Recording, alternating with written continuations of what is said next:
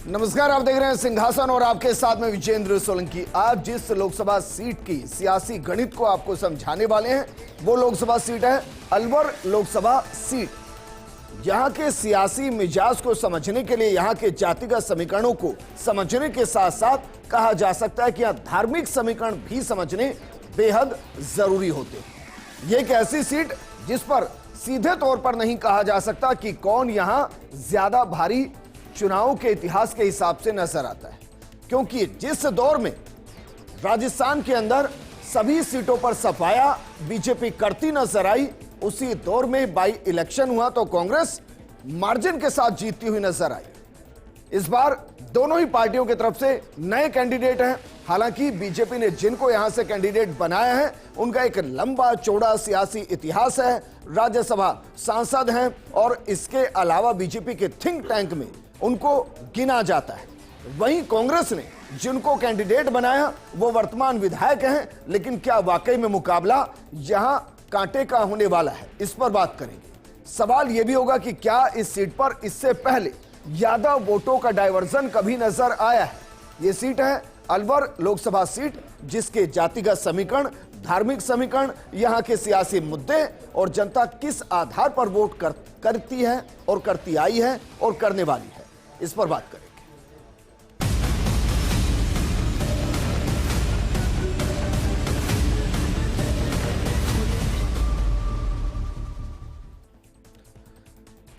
तो अलवर लोकसभा सीट पर हमारे साथ बात करने के लिए मौजूद हैं हमारे पॉलिटिकल एडिटर योगेश शर्मा जी और साथ में हमारे वरिष्ठ संवाददाता दिनेश डांगी जी।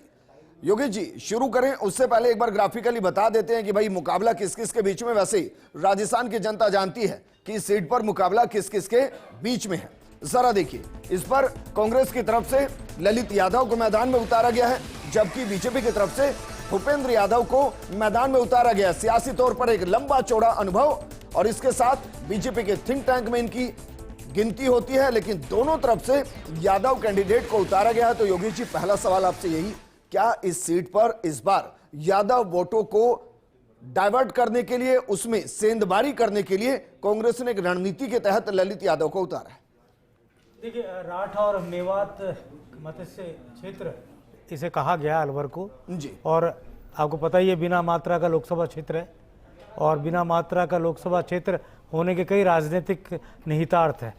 वसुंधरा राजे की जब सरकार थी, अलवर लोकसभा का उपचुनाव हुआ था और जो आप बात कर रहे हैं यादव वोटों के डाइवर्जन की, डॉक्टर जसवंत यादव बीजेपी के उम्मीदवार थे और डॉक्टर कर्ण सिंह यादव कांग्रेस के उम्मीदवार थे और तकरीबन पूरी बीजेपी सरकार जुट गई थी, लेकिन 4 लाख से भी अधिक वोटों से कर्ण सिंह यादव चुनाव जीते थे बाई इलेक्शन में।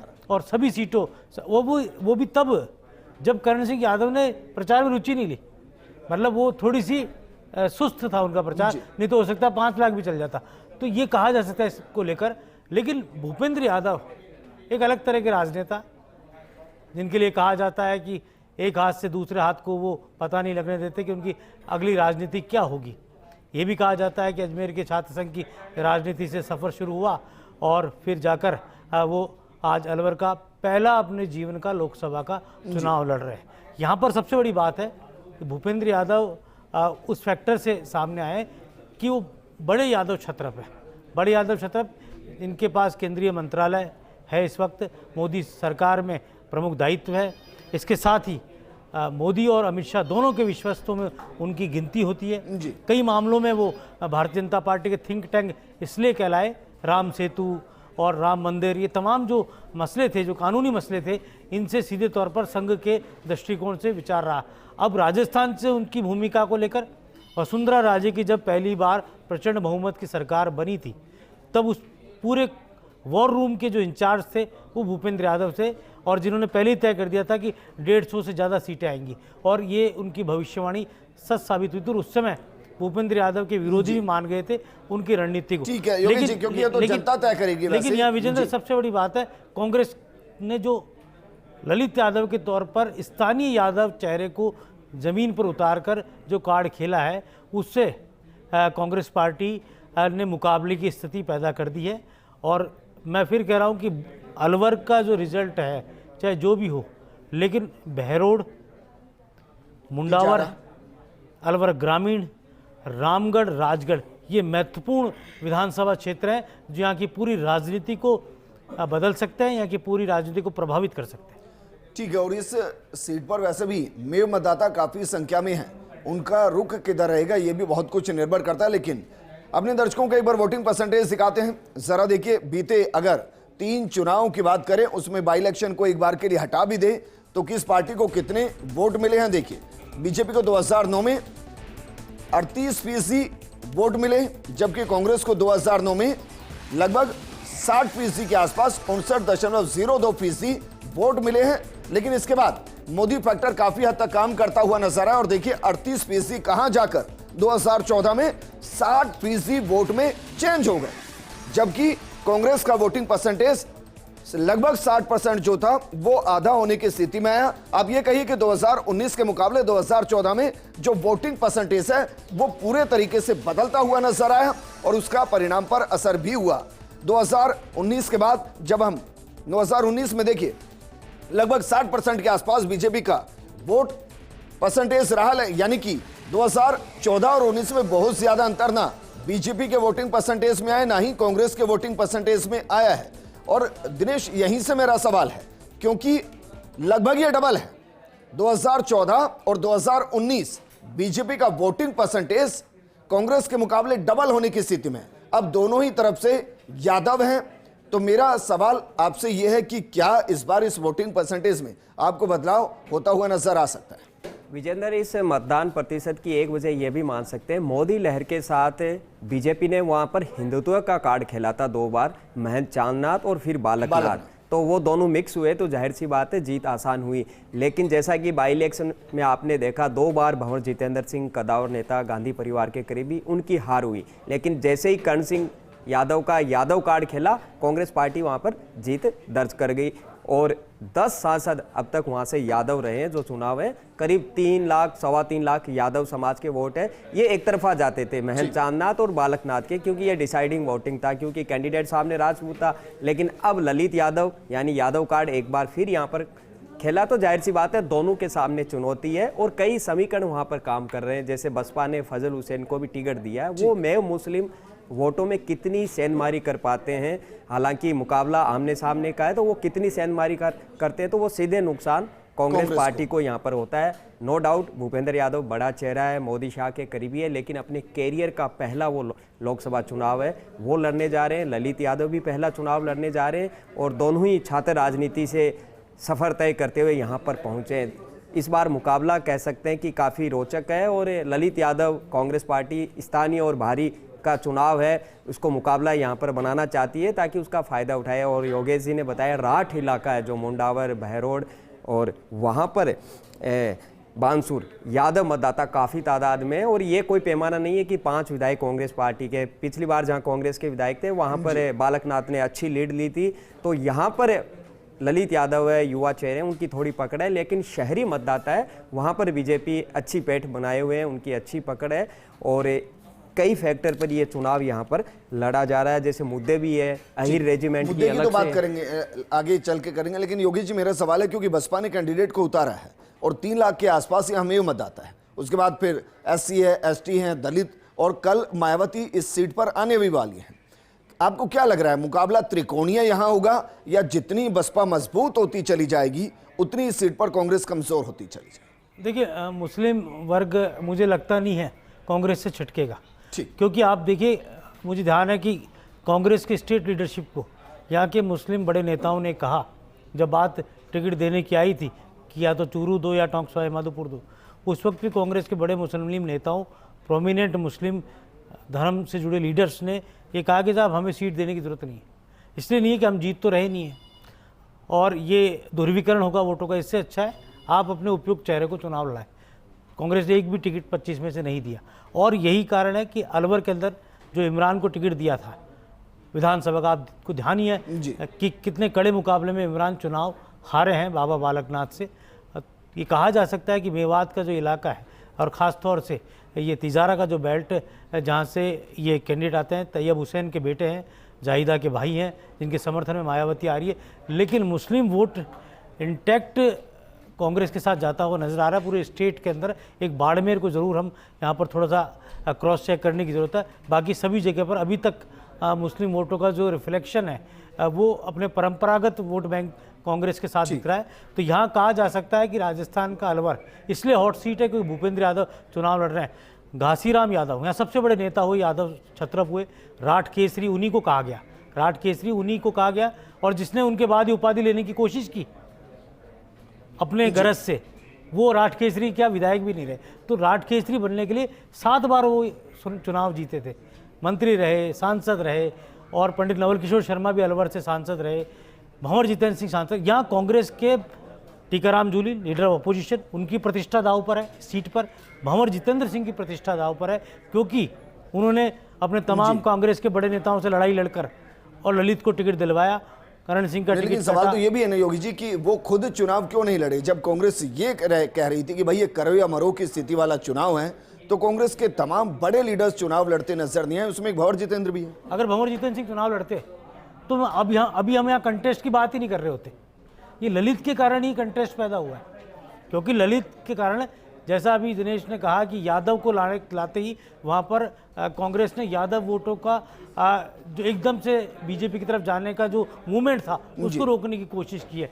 अब यहाँ पर ललित यादव और भूपेंद्र यादव में जो कड़ी टक्कर हो रही है या देखने को मिल रही है, भूपेंद्र यादव को एक एज है, इसलिए है क्योंकि वो बड़े नेता हैं, बड़े यादव छत्रप है, और यादव मतदाता हो सकता है ये सोचे कि हमारा एक विधायक तो है, हम क्या पता मंत्री मिल जाए। एक बड़े नेता को जो ऑलरेडी केंद्र में मंत्री है उनको और मौका दें, उनको सांसद बनाने की तरफ और अग्रसर हो। लेकिन जो एससी का वोट है यहाँ पर हम नहीं भूल सकते कि 1.5 लाख मीणाओं के वोट है, 1.5 लाख मीणाओं के वोट हैं, वो अपने आप में बहुत बड़ा रोल प्ले करेंगे।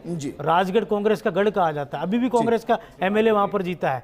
रामगढ़ में जुबेर खान चुनाव जीत गए, वहाँ बीजेपी तीसरे नंबर पर ही रामगढ़ के अंदर।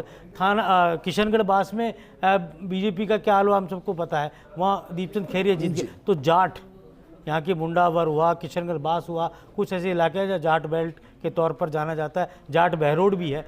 तो यहाँ Jat belt, Yadav Meena vote bank, और शहर में बसने वाला ब्राह्मण माली बड़ी संख्या में, राजगढ़ में माली बड़ी संख्या में, अलवर के अंदर माली बड़ी संख्या में।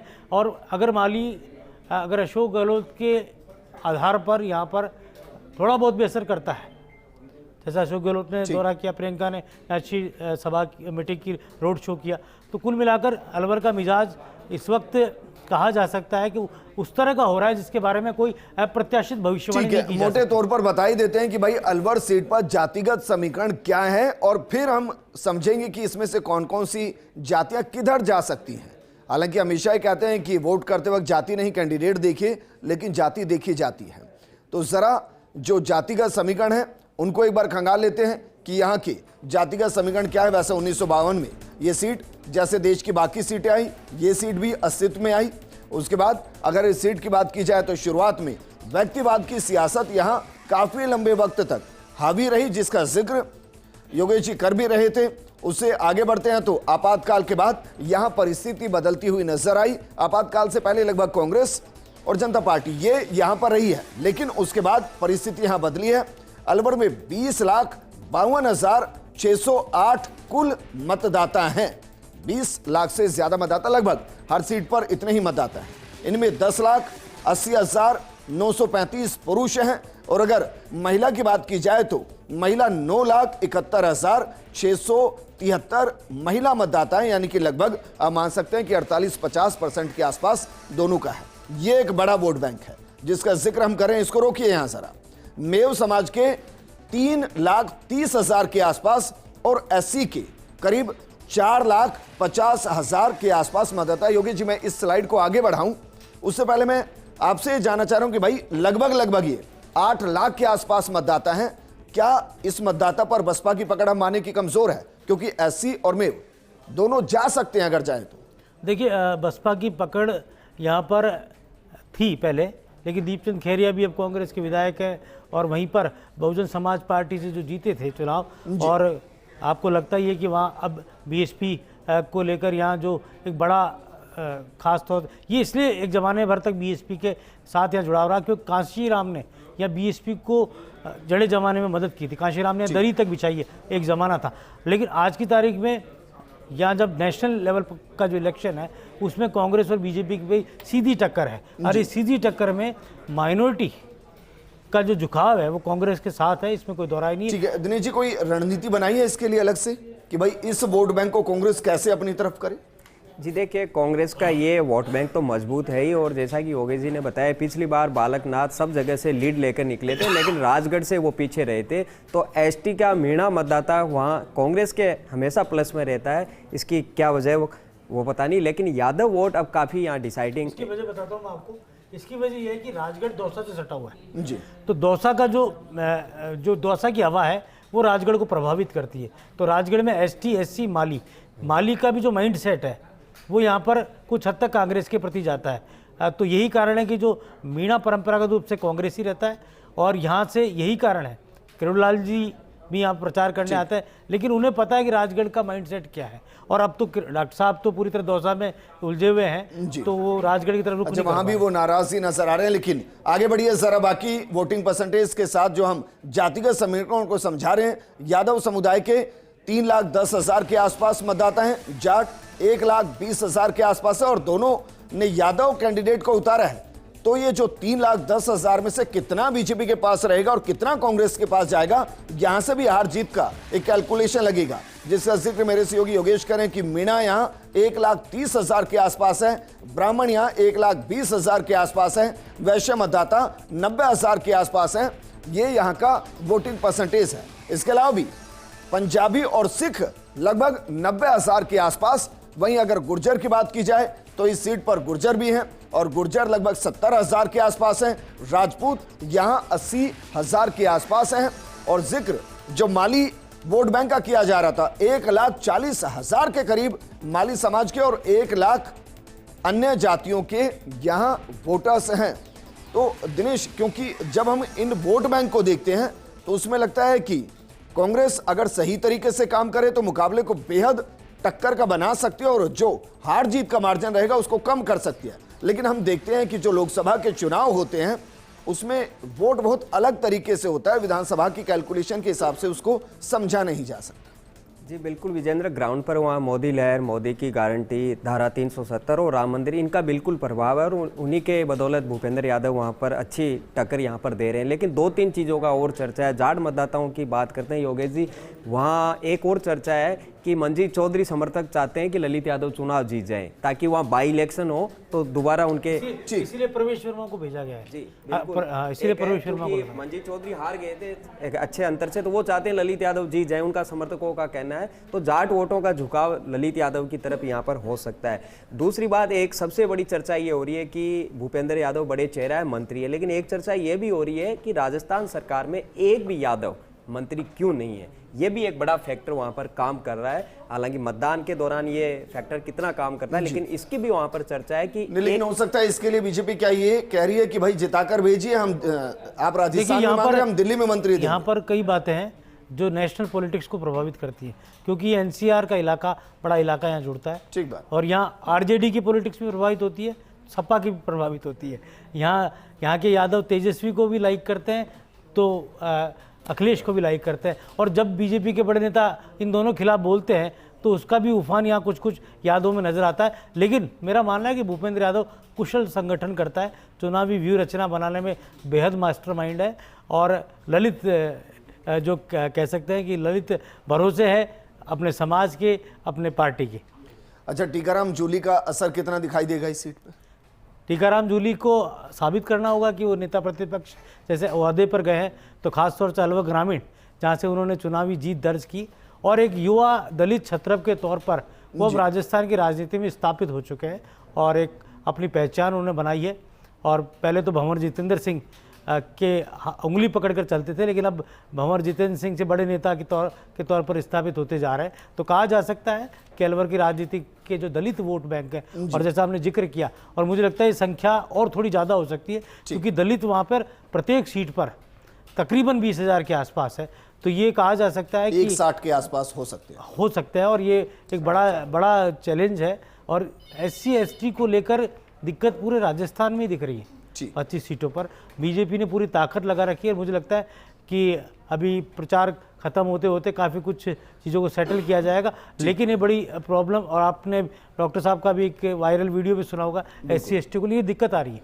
ठीक है, एक बार इतिहास भी खंगाल लेते हैं कि इससे सीट पर कब कब कौन कौन जीता है। तो ग्राफिक्स के जरिए जरा ये भी समझिए कि 1952 से जो चुनाव शुरू हुए उसमें 1952 और 1957 में कांग्रेस के शोभाराम कुमावत जीतकर लोकसभा पहुंचे। उसके बाद अगले चुनाव में 1962 में निर्दलीय काशीराम गुप्ता चुनाव जीतकर लोकसभा पहुंचे। 1967 में कांग्रेस की भोलानाथ मास्टर ने चुनाव जीता और वो लोकसभा पहुंचे। 1971 में कांग्रेस के हरिप्रसाद शर्मा जीतकर लोकसभा पहुंचे। 1977 में जनता पार्टी के रामजी लाल यादव जीते और वो लोकसभा पहुंचे। 80 और 84 में कांग्रेस के राम सिंह यादव यहां से चुनाव जीते, लोकसभा पहुंचे। जबकि 1989 में जनता दल के रामजी लाल जीतकर लोकसभा पहुंचे। 91 में बीजेपी की महेंद्र कुमारी जीती और वो लोकसभा पहुंची। 96 में कांग्रेस के नवल किशोर शर्मा जीते, वो लोकसभा पहुंचे। 98 में कांग्रेस के घासीराम यादव जीते और वो लोकसभा पहुंचे। 1999 बीजेपी के जसवंत सिंह यादव ने चुनाव जीता। उसके बाद अगर हम बात करें अगले चुनाव की, तो अगले चुनाव में किस तरीके के समीकरण रहे ये भी आपको बताते हैं। 2004 में कांग्रेस के करण सिंह यादव चुनाव जीते, 18 में भी बाई इलेक्शन में जीते। 9 के अंदर कांग्रेस के भंवर जितेंद्र सिंह जीते। 2014 की बात करें तो बीजेपी के महंत चांदनाथ, उनका देहांत हुआ। 18 में बाई इलेक्शन हुआ, बाई इलेक्शन में कांग्रेस के करण सिंह यादव चुनाव जीते और 19 में बालकनाथ बीजेपी से चुनाव जीते हैं। दिनेश जी, सवाल मेरा यह है कि सीट पर हम शुरू से कह रहे हैं कि भाई ये कहना मुश्किल है कि किसी एक पार्टी की सीट है, लेकिन मेरा सवाल यह कि जो हम 1952 से अब तक का इतिहास बता रहे हैं, ये कांग्रेस बनाम बीजेपी हुआ करता था। अब चुनाव बीजेपी कांग्रेस नहीं, या तो मोदी के साथ या मोदी के खिलाफ, चुनाव मूल रूप से इसी पर लड़ा जा रहा है। तो उस स्थिति में इस समीकरण को हम एक बार के लिए दरकिनार भी कर दें तो आपको क्या लग रहा है कि वहां मुकाबला कांग्रेस बीजेपी या मोदी और मोदी के खिलाफ? जी देखिए, बिल्कुल वहाँ जैसा कि मैंने बताया, मोदी लहर, मोदी की गारंटी और उनके जो किए गए काम है, बिल्कुल उनकी चर्चा हो रही है और उसकी बदौलत बीजेपी वहाँ पर अच्छी स्थिति में है। खासतौर शहरों में उनकी अच्छी पकड़ है और बाहरी कोई बड़ा मुद्दा भी विजेंद्र वहाँ नहीं है, क्योंकि संभवतः चांदनाथ बालकनाथ भी बाहरी थे तो बाहरी वहाँ के रास आए, ऐसी कोई बात नहीं। ये मुद्दा वहाँ ज़्यादा काम यहाँ पर करेगा नहीं। ठीक है, तो मुद्दे क्या है वहाँ के? सबसे बड़ा मुद्दा जैसे कह रहे अहिर रेजिमेंट की जो मांग को लेकर लगातार यादव समाज अपनी मांग दिल्ली तक भी रखता है, उसकी रेजिमेंट की मांग है। और सबसे बड़ी मांग है, एक सैनिक स्कूल सेक्शन करवाया था वहाँ पर भंवर जितेंद्र सिंह जब मंत्री थे, लेकिन उसके बाद काम नहीं हुआ। उसको लेकर कितनी पैरवी की, इसको वहाँ पर मुद्दा बना। और एक शहरों में पीने के पानी की वहाँ बड़ी समस्या है, क्योंकि हरियाणा से सटा इलाका है और सिंचाई के लिए भी पानी की काफ़ी किल्लत है। ये 2-3 मुद्दे कह सकते हैं कि वहाँ चुनाव में ये जो भिवाड़ी और तिजारा का जो मुद्दा है, इंडस्ट्रियल पोल्यूशन, यहाँ के लोग चाहते हैं कि हमें यहाँ के इंडस्ट्रीज में आरक्षण मिले, रोजगार का आरक्षण मिले।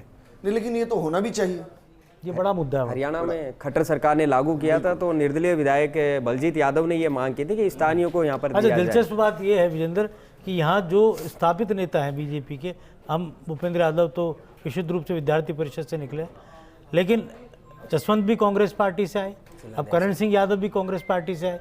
तो कांग्रेस से आकर यादवों ने यहाँ पर खुद को बीजेपी का बड़ा नेता स्थापित किया। और ये कहा जा सकता है इसलिए क्योंकि यहाँ का यादव वोटर ट्रेडिशनली कांग्रेसी रहा। यही कारण था कि भैरव सिंह शेखावत, वसुंधरा राजे ने यहाँ पर यादवों को अपनी तरफ जोड़ा, उनके बड़े नेताओं को साथ लिया और उसके बाद एक अलग से वहाँ पर यादव पॉलिटिक्स जो बीजेपी के अंदर है उसका जन्म हुआ। ठीक है, शुक्रिया योगेश जी हमारे साथ जुड़ने के लिए। दिनेश, आपका भी शुक्रिया हमारे साथ जुड़ने के लिए। सिंहासन में आज हम अलवर लोकसभा सीट की बात कर रहे थे। उम्मीद करेंगे कि आपको प्रोग्राम अच्छा लगा होगा और आप किसको वोट करने वाले हैं उसमें हमने आपके लिए कुछ राह को आसान किया होगा कि आप किसको चुनें, ताकि आने वाले वक्त में वो आपकी लोकसभा सीट के लिए काम कर सके, आपके मुद्दों को उठा सके, आपकी समस्याओं का समाधान कर सके। इस प्रोग्राम में फिलहाल इतना ही, लेकिन आप बने रहिए फर्स्ट इंडिया न्यूज के साथ, क्योंकि खबरों का सिलसिला लगातार जारी है। नमस्कार।